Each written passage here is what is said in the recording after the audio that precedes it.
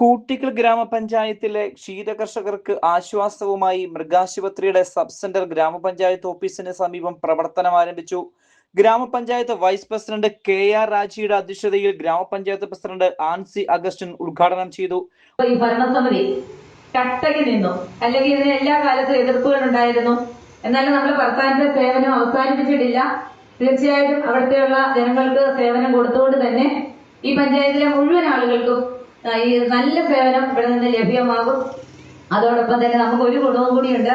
നമുക്ക് ഗസറ്റഡ് ഓഫീസറെ തേടി ഇനി ഒരിടേക്കും പോകേണ്ട. പഞ്ചായത്തിൽ വരുന്ന ആളുകൾക്ക് നമുക്ക് അഡ്ജസ്റ്റ് ചെയ്ത് തരുവാനായിട്ട് നമ്മുടെ അടുത്ത് തന്നെ ഒരു നല്ല ഡോക്ടർ കൂടിയുണ്ട്.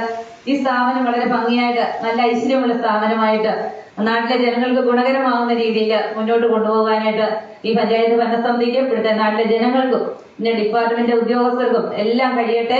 പഞ്ചായത്തിലെ ഉദ്യോഗസ്ഥർക്ക് പ്രത്യേകമായിട്ട് ഞാൻ ഈ സമയത്ത് അഭിനന്ദനം അറിയിക്കുകയാണ്.